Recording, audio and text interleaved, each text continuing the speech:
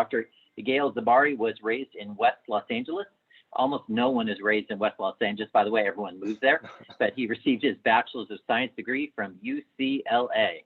Afterwards, Dr. Zibari attended Columbia University on the other coast to earn his doctorate in dental surgery, and later attended New York University, NYU College of Dentistry, for his specialty training in endodontics. So he's definitely bicoastal.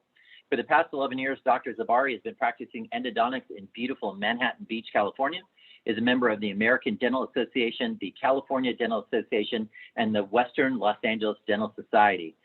With all of those great accolades, it is my pleasure to introduce tonight's speaker, Dr. Zibari. Thanks, David. Appreciate it. Well, thank you everybody for coming in and joining us tonight. Hopefully you will gain some information about lasers and endodontic therapy. And if you have any questions after the presentation, my email is here on the slide. It's drzibari@mbendo.com. Feel free to email me at any time and we can chat and talk shop. I love to talk about this stuff, so shoot me an email. All right. So first things first, I want to just give a quick disclaimer. The opinions and recommendations and best practices shared during this presentation does not necessarily represent the opinions or recommendations of Waterlase, but it is the representation of me and my experience with Waterlase, and solely the opinion of me. This presentation is not intended for educational purposes and should not only replace independent professional judgment. Also, I have no financial or other interest in any of the products discussed here in this lecture tonight. All right, so when we perform endodontic treatment, we always want to have the end in mind. So what is our end goal when we complete endo treatment? We want to remove as much vital and necrotic tissue and microorganisms and the byproducts within the root canal system. So we want to have cleaner canal system. We want to maintain as much tooth structure as possible. And that's with minimally invasive endodontics or dentin conservation endodontics. And once we clean the canals while maintaining as much tooth structure, we want to obturate the entire root canal system. So we get the 3D obturation. And if we can successfully accomplish all of these steps, I believe we can significantly increase our chance for long-term success. So for us to have cleaner canals, we need to be able to treat complex anatomy. We want to achieve and maintain patency, and we want to remove as much bacteria within the canal system as possible. So step one, clean complex anatomy. If you Google root canal anatomy, these images show up. Now, if something like this ever walked into my office, I would think I just saw a unicorn, because this type of anatomy really just does not happen. This is what is really going on. We have multiple ramifications, we have fins, we have accessory canals, and we need to figure out a way to clean these type of systems as best we can, with the assumption that if we clean it out, we will have better long-term success. And another step that we have to do and take care of is patency. What is apical patency? Apical patency is the concept of using small hand files to keep the apical constriction open. Achieving and keeping patency has been shown to result in a higher success rate. So it's very important to be able to keep apical patency. Now, how do we get patent? Traditionally, we use hand files like a 10 or a 15K file to make sure that we're patent. But when we use these files to gain and confirm patency, we're generally only getting patent in one portal of exit. So if you look at the figure on the left, achieving patency in something like this is pretty simple. But we're not dealing with anatomy like that. We're dealing with something more complex like the figure on the right. So we want to try and clean out and gain patency in all of those portal of exits. And it's quite frankly challenging and sometimes impossible to achieve patency in most of these apical ramifications with just hand files alone. Also, as we use these hand files to confirm patency, we're literally poking the apical tissue and creating inflammation, which in turn, I believe, causes increased post-op sensitivity.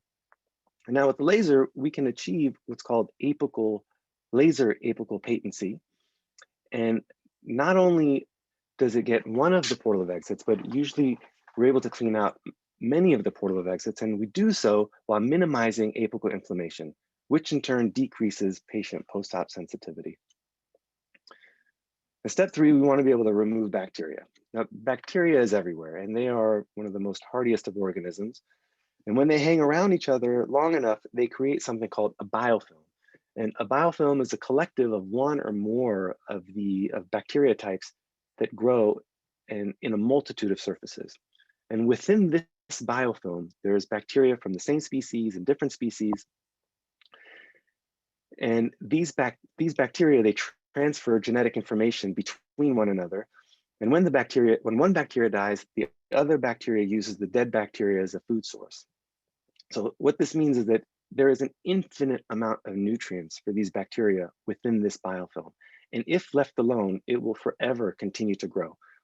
And another interesting note about these organisms that are protected by biofilm, it's 5,000 times harder to kill an organism in its planktonic form. Or if it's protected in the biofilm, it's 5,000 times harder to kill the bacteria as opposed to the planktonic form. So within this root canal system, there's loads of bacteria and biofilm. And the longer these bacteria are in the canal, the harder it is to eliminate them from the biofilm. And with traditional endodontic treatment, we're keeping a lot of these biofilms left behind within the root canal system. So how do we destroy these biofilms? Well, for starters, we still use traditional methods, which are mechanical instrumentation, and that's with our hand and rotary files. We also use chemical irrigation. And when we add laser as our energy source, we really do a number on this bacterial count within the root canal system. So we start off with mechanical instrumentation. Like I said, that's our hand files and rotary files. Now, there are limitations and issues with just hand files and rotary file system. So this is a classic endo literature that showed after rotary files and hand files, 45% of the canal walls were left untouched. And if you look at this image from the literature, the green shows the areas of dentin of the walls that was left untouched by any instrument. So mechanical instrumentation alone is not as effective as we really think. So how else do we kill bacteria? Well, we can use chemical irrigation, and sodium hypochlorite is the irrigation of choice, but it too has its limitations. Now, sodium hypochlorite has been shown to kill bacteria very, very well on a Petri dish, but it's not that effective in a root canal system.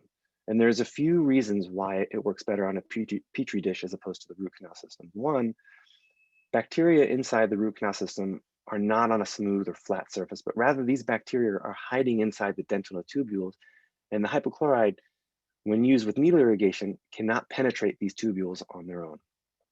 Also, these bacteria in a Petri dish are usually in their planktonic form and have not yet developed their protective biofilm yet. So it's much easier to kill these bacteria in a Petri dish in the planktonic form.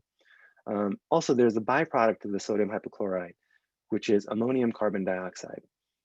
And this is what causes those bubbles that we see in the pulp chamber when we do root canal treatment. Now, these bubbles are great, but sometimes they coalesce. And if they coalesce in the apex, they create something called a vapor lock. And a vapor lock is a bubble, as you can see in this image here, that forms at the apex, and it is unpenetrable with hand files or rotary files, and no irrigation can get past it. So if you have this bubble trapped at the apical area, it means that the bacteria beyond this bubble are left untouched. And our hypochlorite has no access to these bacteria to kill them. So it's really important that we try and figure out a way to eliminate these vapor lock bubbles.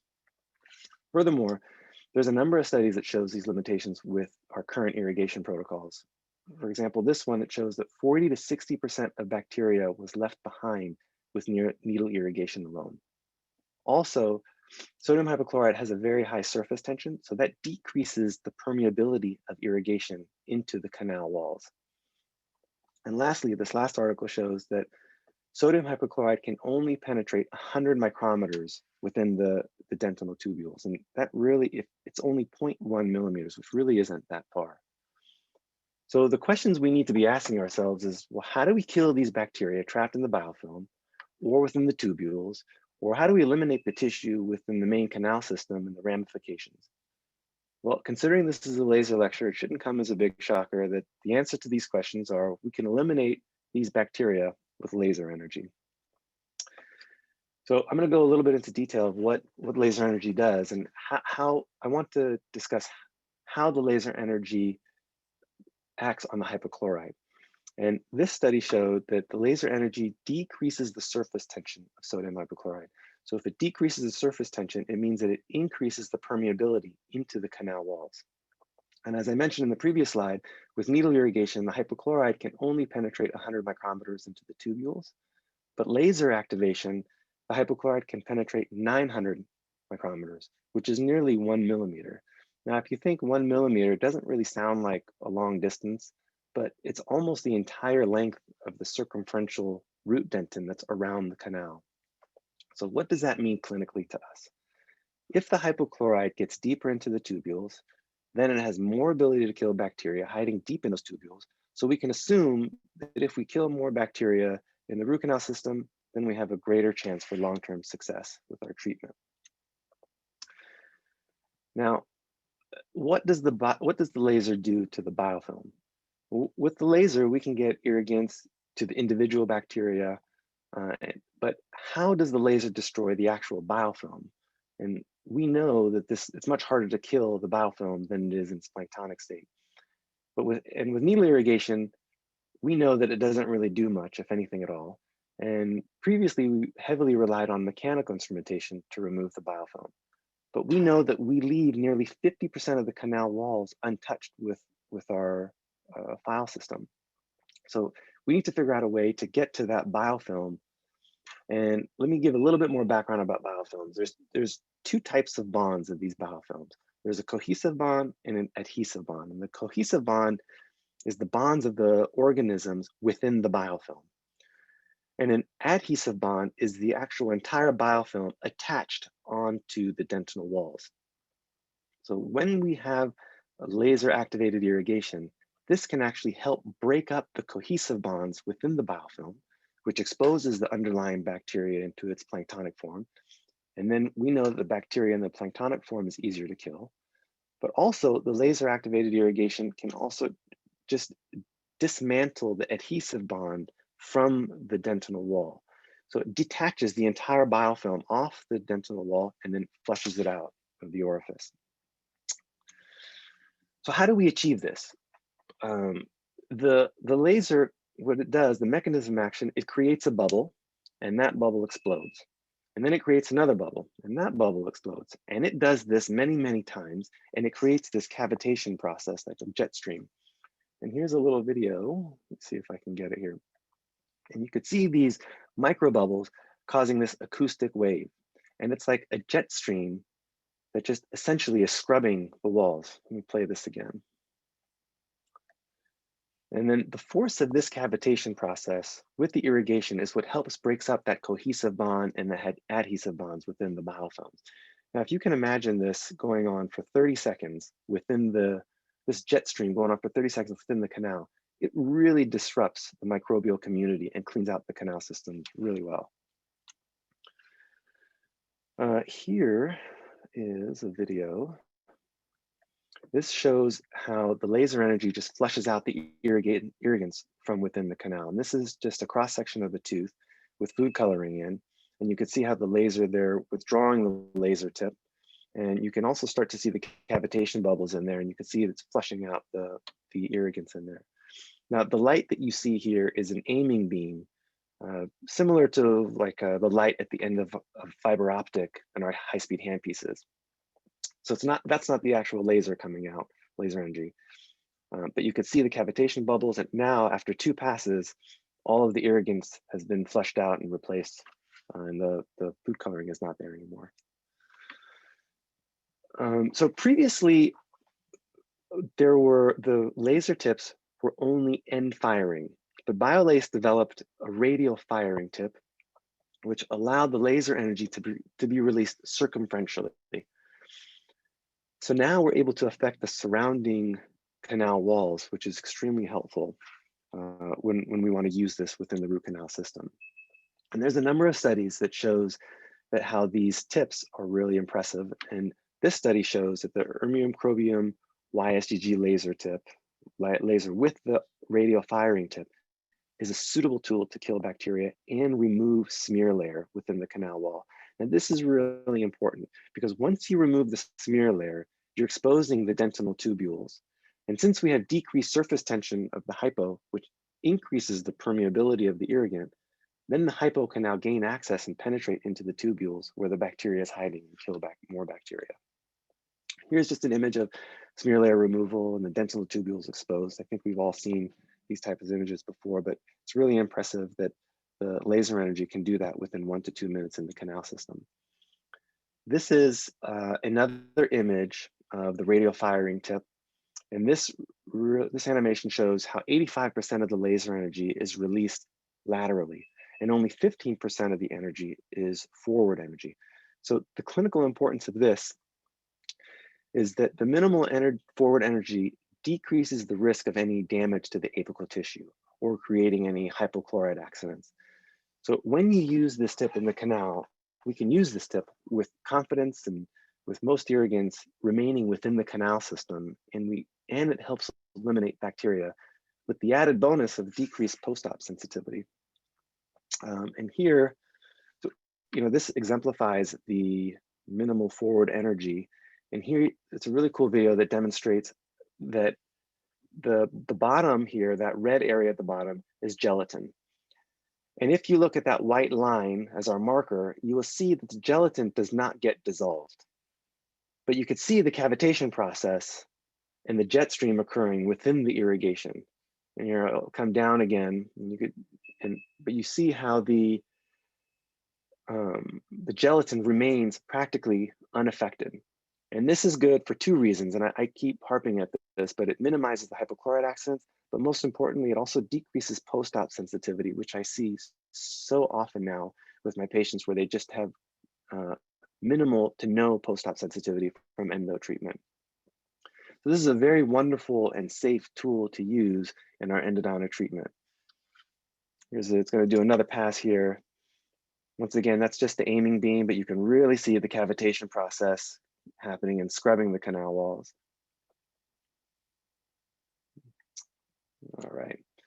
So now that we know how this laser works, we have an understanding of it. Let's go over a few cases to show what it looks like clinically. Here is a necrotic pulp with radiolucencies on both roots. And we completed the case with our laser. Now from this post-op angle, the case doesn't look that impressive. But the clinicians that I work with, they know that I like to keep conservative shapes. And there is some controversy with small shapes, but that's for a whole different lecture. But there's some clinicians that believe our irrigants can't reach the apex if we keep the canal preparation small.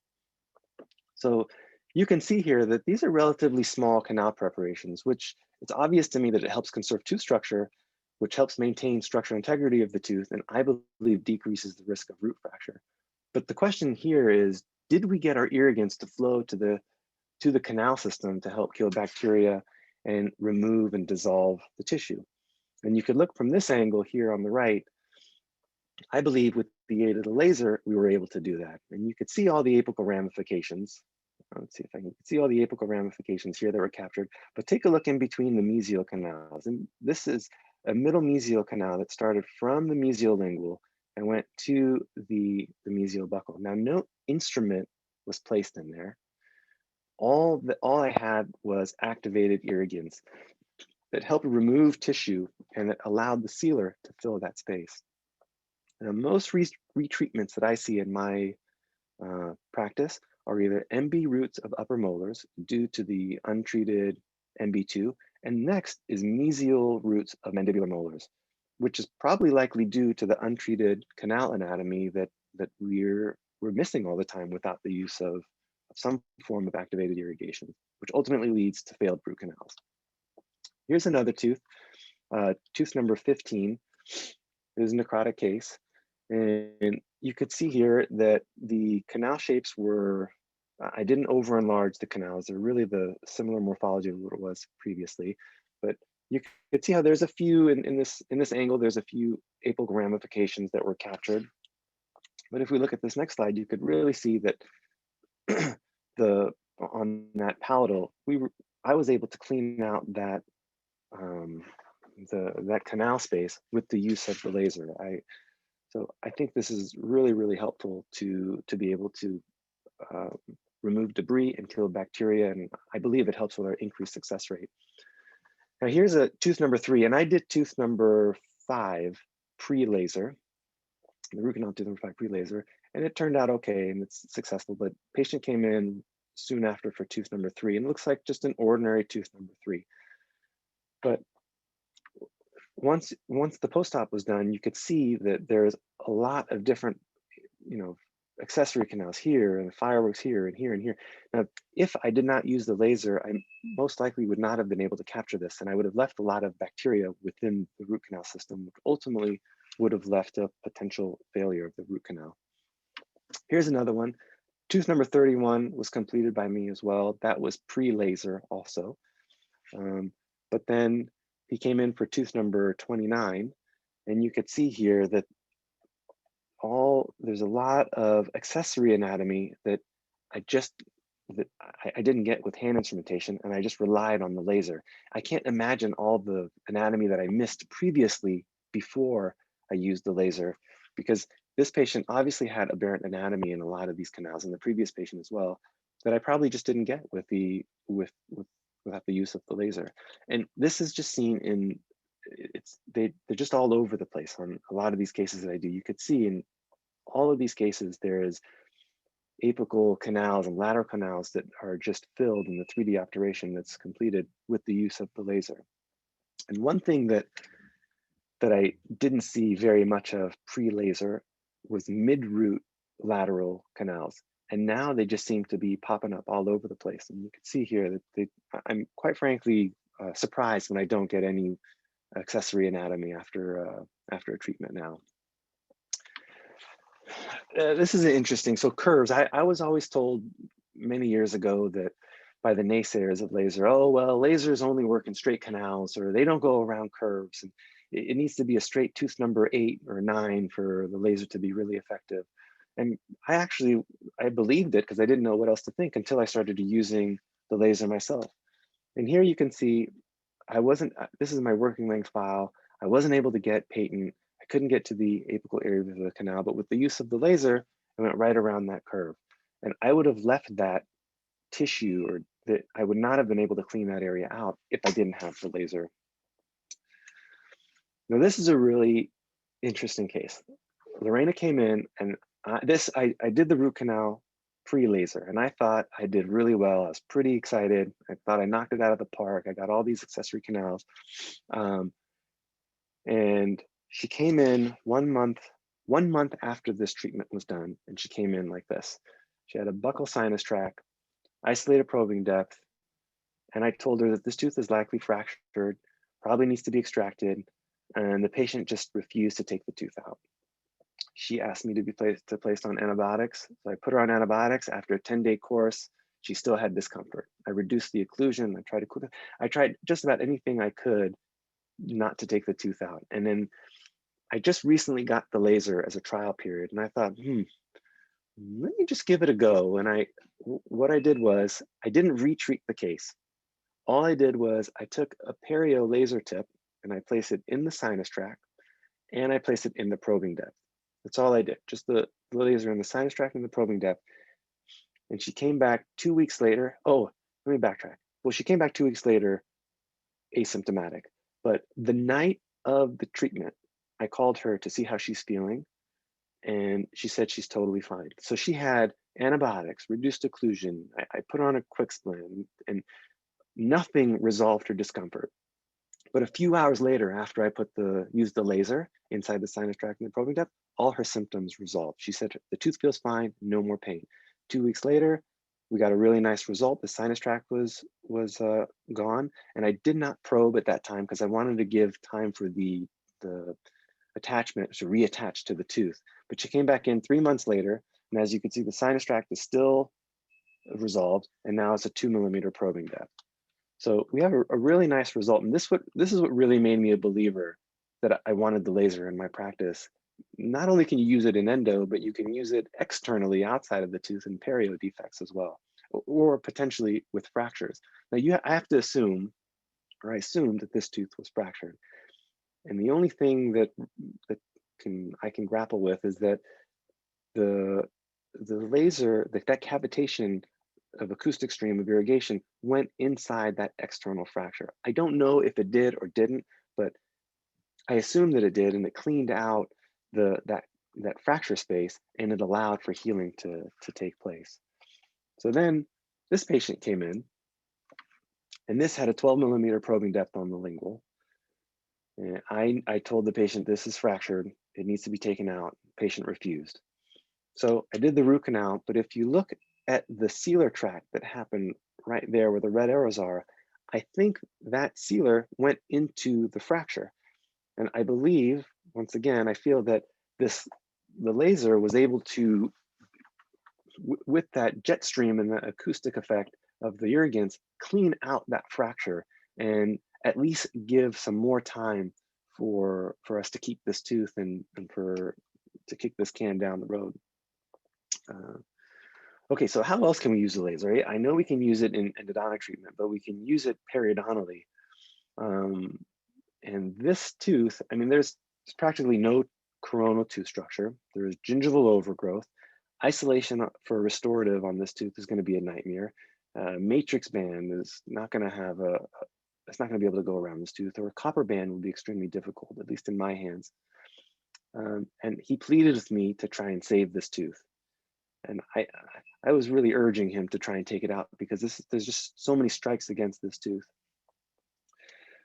But I obliged, and we started to do the root canal. We removed some of the decay on the tooth, and a little bit of bleeding started to occur on the gingiva. So I brought the laser out and did a gingivoplasty.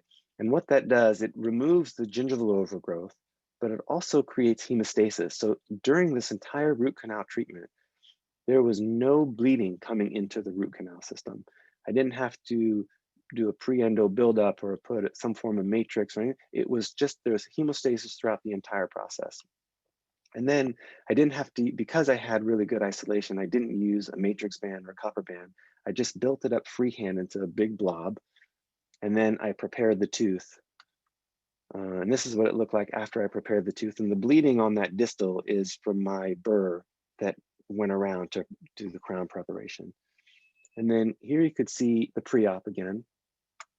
And then this is a post-op with conservative accesses, and I put the 3 posts in there. But another thing that you can see, if you look really closely, between the mesial canals, you could see that there is this sealer tract in here, and we were able to clean anatomy in these fins inside here, and also with the apical anatomy that we got there too.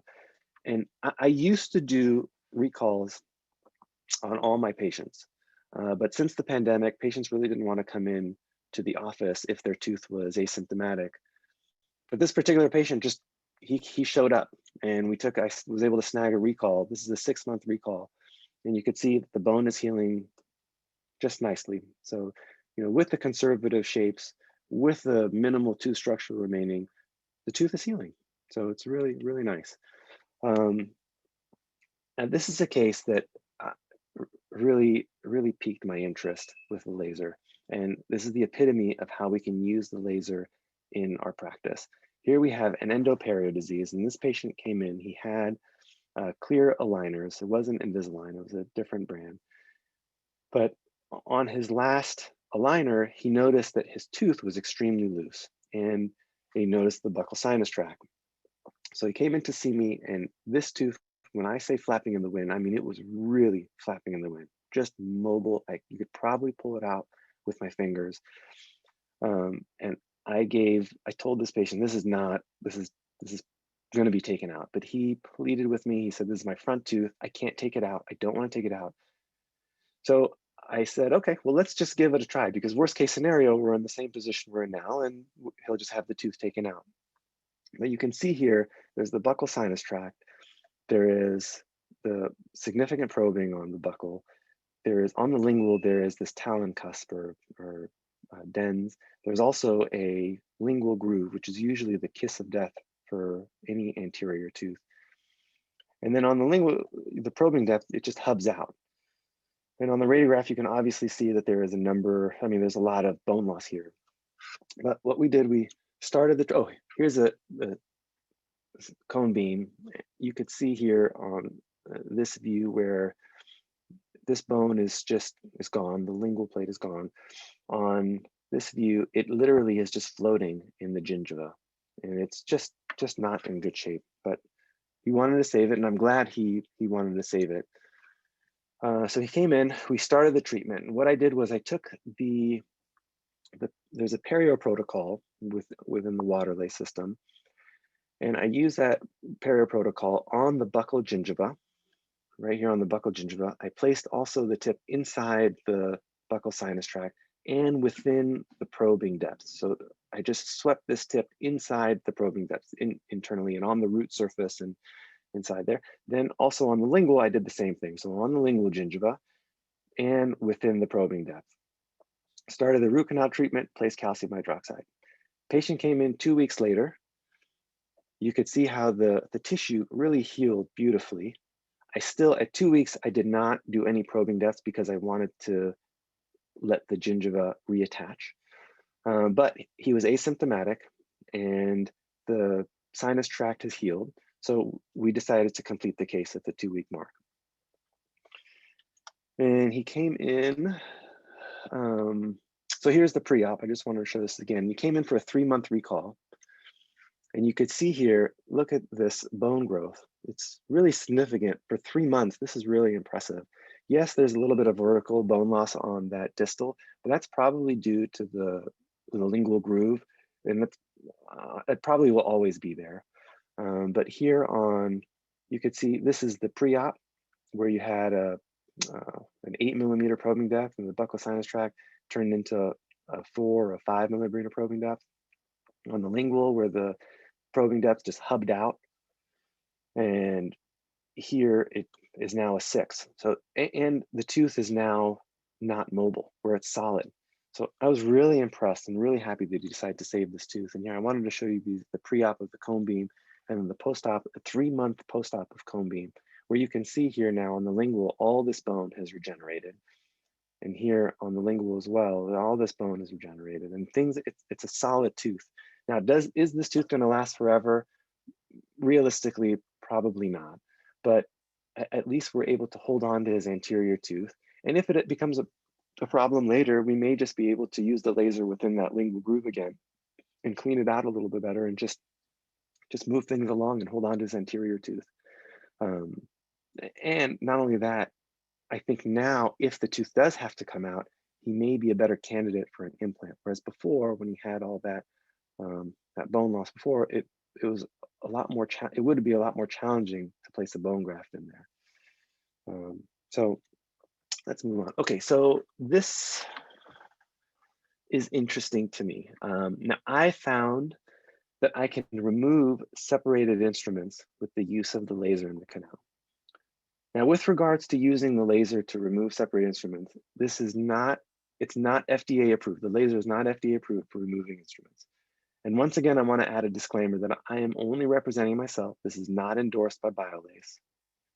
But with that being said, I stumbled across the use of the laser to remove these instruments where I had a retreat case that had a separated instrument. And after I removed the gutta percha, I used the laser like I normally would. And this was relatively new when I recently got the laser. So I used the laser and then I placed calcium hydroxide in the canals. And I took a radiograph shot of the image and the separated instrument was gone. And I thought, well, this is pretty cool. I wonder if I can use this on a regular basis. And then I started to think, well, there's a number of reasons that instruments fail, but the main reasons that the instruments break inside a canal is 1, cyclical fatigue, and 2, debris that's packed in the flutes of the file. And the file then binds to the canal walls and then it snaps off. And then I started to imagine that video of the cavitation process that occurs where the laser goes into the canals. And then I hypothesized, well, maybe that laser is able to remove some of the debris around the flutes of the separated instrument. And then it loosens the file and disengages the file from the canal wall. And then it can flush it out of the canal orifice. So I started thinking, well, next time I have a separated instrument case, I want to test my hypothesis. And here is that separated instrument case. He came in. Now this instrument is around a curve, and beyond, when instruments are beyond a curve, it's really, really challenging to remove these files. And there's a lot of methods out there that require you to create a platform or to use ultrasonics or a Gates-Gliddenberg, and all these remove a lot of tooth structure in the process. And during that process, you can either perforate the tooth or weaken the tooth structure, which will increase the risk of root fracture. But with this case, what I did, I removed the post, removed the gutta percha, and used the laser. And then I saw, lo and behold, the file tip just wiggled its way out and loosened out. So I took a picture, and here's the final. And I thought that was, now is this 100% successful that we're able to remove separated instruments with laser tips? No, but out of the last five, the last 5 out of the 6 cases that I've had that with separated instruments, I was able to remove the instrument. So it's a pretty high success rate. And I believe it works well. It maintains tooth structure, all while increasing the success of the treatment. And if it doesn't work, well, then at least we use the laser inside the canal, and I still believe that it removes the debris around the file, and I think they can still help clean around the file, which will also aid in the long-term success of our treatment. Here's another interesting separated instrument case. I treated tooth number 30 4 years ago, and she had a separated instrument in the mesial root. So when I retreated it, I was able to bypass the instrument, and I thought, oh, good, this is really good. I'm pretty pleased. I was able to bypass the instrument, clean it out, obturated it. Patient was asymptomatic. All was good for 4 years. Then the patient went to get an oral surgery consult because she started having pain on this tooth. And before she had the tooth extracted, she remembered, I told her what I tell all my patients. I say, listen, I'm married to this tooth now. If anything ever happens to this tooth, you let me know about it. And she remembered that I told her that. And she called me before she had the tooth taken out and said, hey, I'm having pain on this tooth that we treated. Do you want to take a look at it? I said, yeah, definitely, come on over. So she came over, we evaluated it. I see now there is a radiolucency on the mesial. The separated instrument is still obviously there, but now I have a new tool in my armamentarium where I think we can at least give it another go. So we discussed the different options, and she was game to give it a try. And here, I only accessed the mesial root because that's where the radiolucency was. We removed the gutta percha. The separated instrument came out. And then you can see apically all that fireworks had happened, that I was able to capture that apical ramifications that I didn't get previously before I had the laser. So now it's been a while, I haven't heard from her, so which means I think no news is good news. And I believe she's asymptomatic. And if that tooth ever becomes a problem, I am pretty confident she's gonna call and let me know about it. So this is a really, really nice tool to have in our bag when a separate instrument comes our way. So with the Waterlase, there's, in summary, I want to talk about, there's a lot of positives with the Waterlase system. It's safe, it's efficient, it's multifunctional. You can use it in so many different facets of dentistry. We can use it with minimally invasive dentistry. We achieve laser patency. There's no apical vapor lock, so the irrigants can have access to the entire root canal system. It vigorously disperses the irrigants throughout the canal, and it minimizes risk of apical inflammation in the process. It cleans the canal walls where mechanical instrumentation doesn't reach, removes biofilm. It helps clean complex anatomy so we can get 3D obturation, allows for deeper penetration of our irrigants into the dental tubules, and with little to no post-op discomfort and decreased post-op flare-ups. I haven't had a weekend call in a very, very long time, or I haven't had any of these post-op flare-ups. I think I've had 2 since I started using the laser, which is really just unheard of. It's really a great tool. This is just one of my kids looking for a rainbow, and I thought it was a cool picture, and I feel I found my rainbow with the use of the laser, and I really think the future is bright with this. So I thank you guys again for spending your evening with me. If you guys have any questions, I guess now is the time to do so. Let me see if I can figure out how to check the... That's okay, Dr. Zibari. I can check for you. Is that okay? Okay. Yeah, that'd be great. Excellent. Thanks so much. It was a great presentation. So it looks like we have 5 questions. Typically, Doctor, as you know, when we start answering questions, we get a few more. So we've got plenty of time for those of you in the audience that would like to ask some questions. And I see Dr. Chad Danes, my friend from down in La Jolla. I hope that everything is going well down in San Diego. He has he has 2 questions, but in 3 parts. So let me try and put it together for you, Dr. Zibari. Okay. When you say perio protocol, do you mean the perio repair or laser assisted SRP? I'm talking about the repair protocol. Yep. So, okay. And that's just a, go ahead. If you want to elaborate, sorry. Yeah, it's just a quick button that you use on the laser, and it really is laser for dummies. It gives pictures and demonstrations right on the screen that it just shows you exactly what to do step by step. So I just used the perio protocol that was on the machine and on the unit. Excellent, thank you. And Dr. Danes has a follow-up question, because I know him and he's a great guy. I'm going to give you two for one, Dr. Danes. What settings are you using when treating endo, and is that different when trying to remove a fragmented file? Dr. Zibari, for the sake of your background, Dr. Danes has recently purchased Waterlase. I don't believe he's a specialist. I think he's a general dentist. So just to give you the background of the question. Okay, I use the cleaning and shaping mode for during the canal, I guess, cleaning phase. So after I'm done cleaning and shaping with my hand instrumentation and rotary, then there's the clean and shape mode on the unit that I use.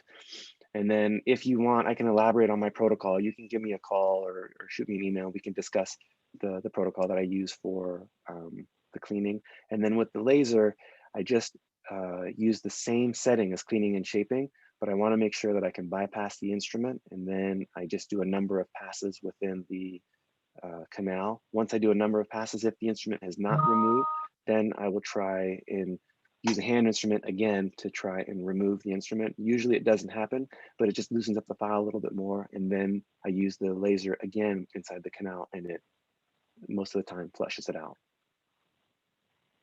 Perfect. I hope I Thank answered you. that question. I hope so too. Dr. Dane's a pretty laid back guy, so I think we're in good shape. Okay, give me a call. So Give me a call, Dr. Dane. Yes, we have everyone's number here, no problem. I have an anonymous attendee question, and usually I'm a little bit nervous about those, but this was pretty straightforward. Dr. Zibari, is the laser heating up liquid? I think regardless of the liquid in the canal, and follow up to that, is that how it's creating the bubbles for its MOA? So I think this is about fluid dynamics generally.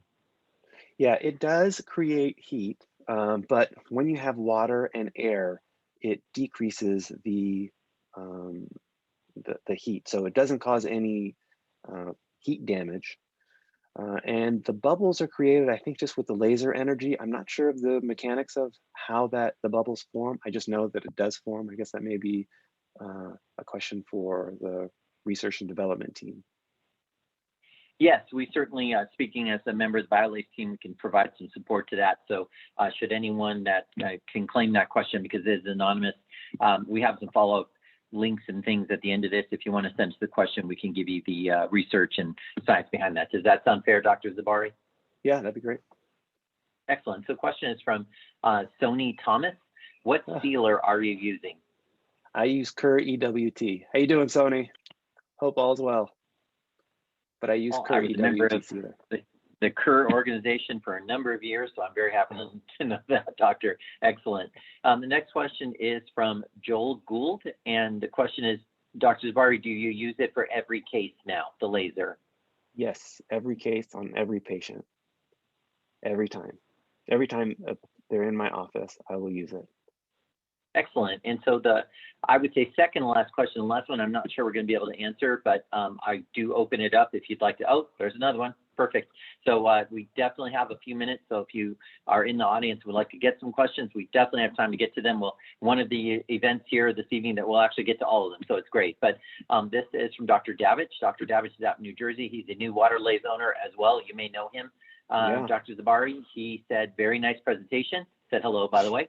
Can you review your settings for each procedure? For example, initial PIPs, SI removal, and also times and water and air settings. I know that's probably a lot of detail. I'm not sure how you want to address it. Doctor, I can connect you to Dr. Davich after if you'd like as well. Yeah, I have a separate instrument protocol. I didn't put it on here just because I didn't know how many people are laser users or how many people are just interested in knowing about the laser. but I can get it for anyone who's interested, and I can send it over. I can send it over to you, Mitch, no problem, or anyone who's interested. Okay, terrific. That's probably a more efficient way to answer that question, because I know for each procedure, there's probably some variability there. So Dr. Davich, I will raise my hand and say, connect you to Dr. Zibari. We'll get those for you. Dr. Hope or Thomas Hope, I'm sorry, I can't answer that question about pricing and things. And it's an educational presentation, and we have to maintain educational standards there to achieve PACE certification and PACE CE credit. But I will show you a link to some sales folks. Luke Swinney is our local account manager, and his information's there. So about pricing and interest in laser, very happy you have it, but I'll connect you to Luke and we'll be able to answer that offline, and I hope you understand. Thank you very much. So this is from Dr. David Rosenbaum. Dr. Zibari, what is your typical apical diameter? And then the second part is 0.04 taper question mark. Yeah, so I like to finish off at a 1704 if possible, but usually it ends up at a 2006, and I do use 04 gutta percha tips. And then I just use warm vertical or System B and Obtura to obturate all the canals. Okay, cool. Thank you. So I'm going to dismiss that one, excuse me. And the next one, again, our famous anonymous attendee would like to know, do you do more one visit treatments now? Yeah, so since I've had the laser, and I think I touched on it in just a little bit, where my very first separated instrument case, I talked about how I took calcium hydroxide shot. And that was, I really didn't, I was new to the laser system. I had confidence in it, but I just wasn't as confident as I am now. And now I do, if the tooth lets me, I will finish everything in one visit, whether if they have swelling. If I can get the canals dry, I will complete in one visit. And I have noticed that post-op sensitivity has gone down. Healing is still great. Patients are very, very pleased. They don't have to come in to see me twice. And yeah, I mean, it's a win-win for everybody now that I do it in single visit. Excellent, thank you. This is also from Dr. Sony Thomas. First, it's a statement, fantastic cases, Dr. Zibari. So with two exclamation points. One more question.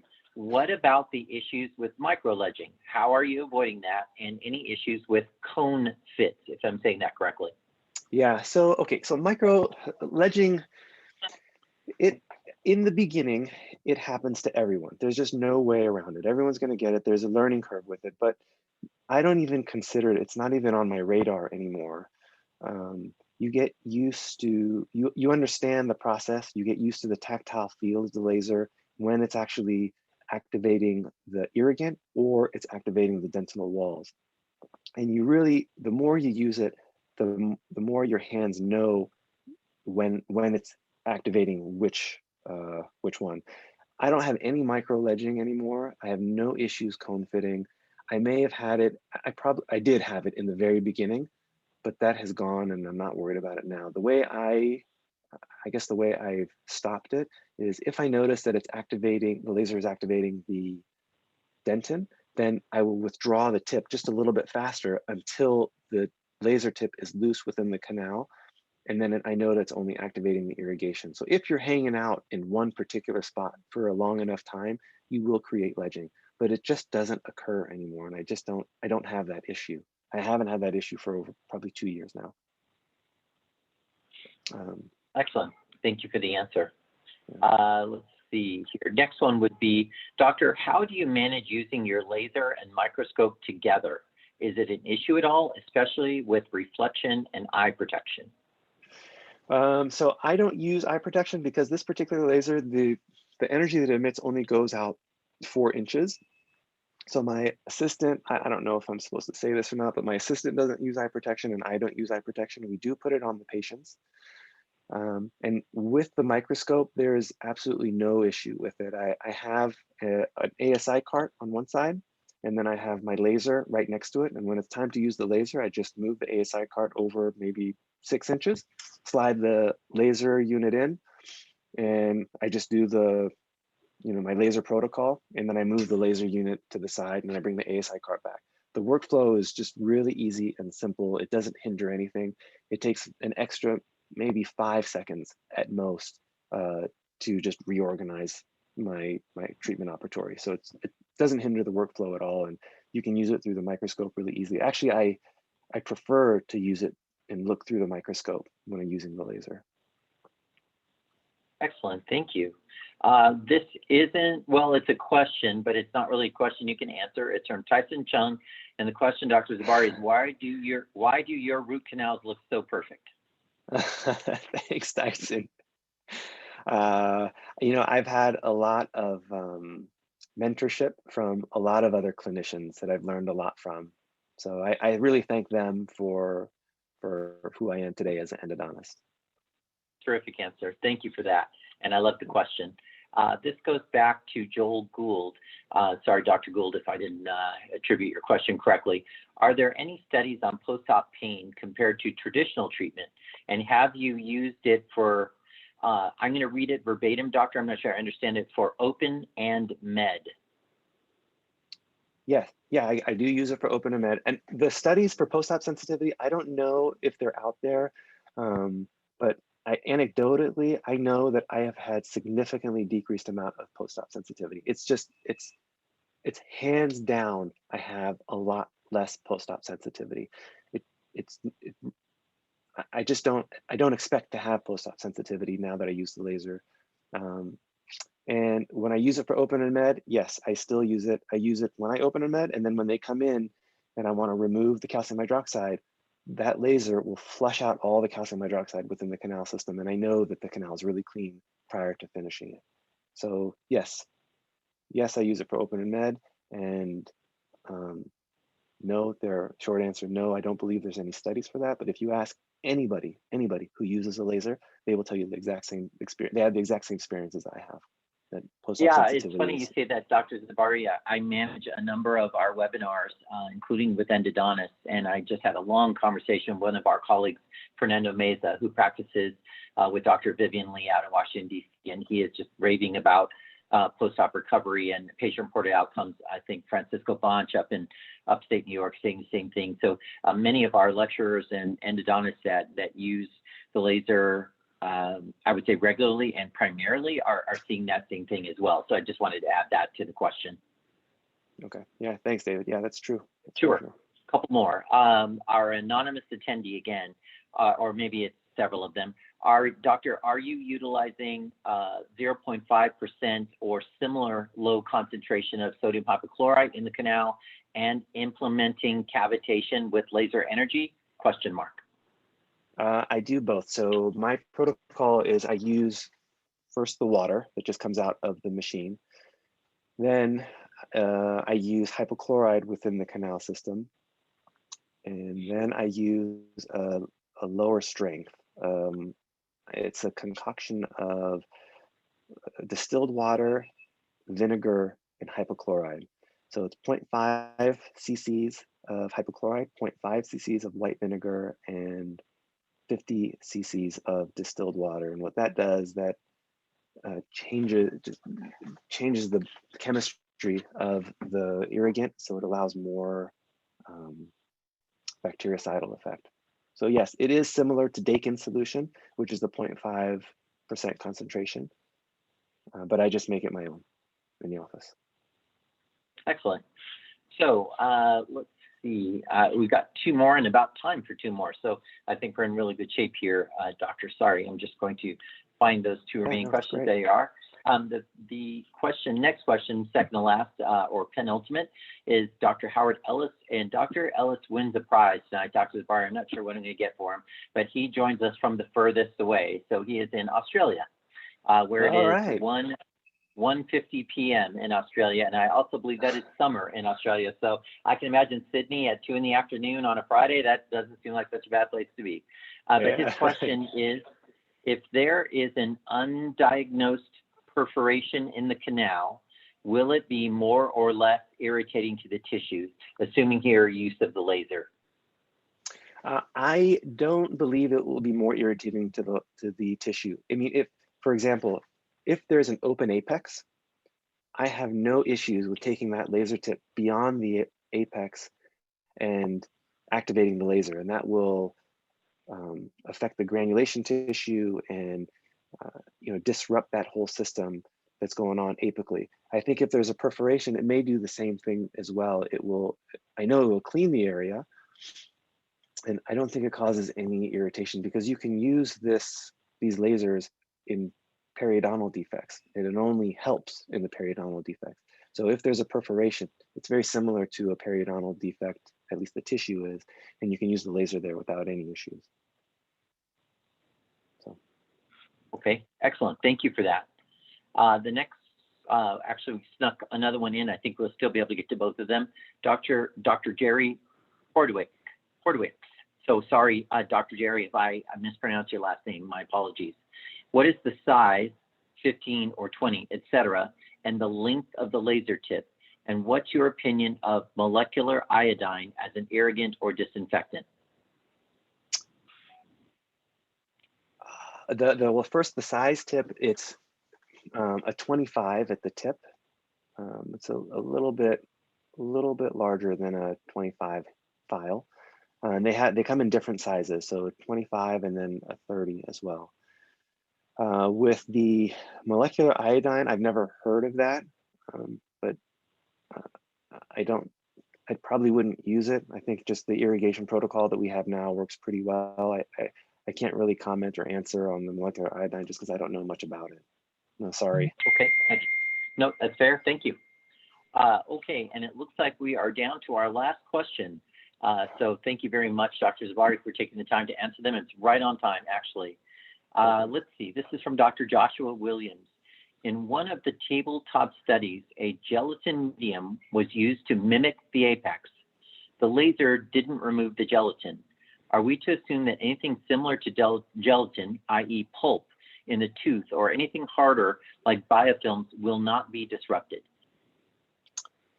So no, what that video showed that apically the gelatin stayed there. So when you take that laser tip into the canal, it can disrupt and remove tissue around that laser tip. So I've had a number of cases where after I did my instrumentation, and I feel pretty comfortable that I do a good job with instrumentation, but once I placed the laser tip inside the canal, I actually saw debris and tissue coming out of the canal. So I know that it's removing tissue within the canal system. And I don't think it's a good analogy to say that the gelatin is like the pulp tissue where we're not removing it, because it's apically. That video was just to show that apically it doesn't damage the apical tissue. So I think it actually, the laser tip removes a lot of pulpal tissue within the canal system. Great, thank you. And Dr. Zibari, we managed this perfectly. It is 7 p.m. Pacific, and we just answered our last question. So plenty of comments in the chat about what a great presentation you gave, Dr. Zibari, so thank you for all of your time.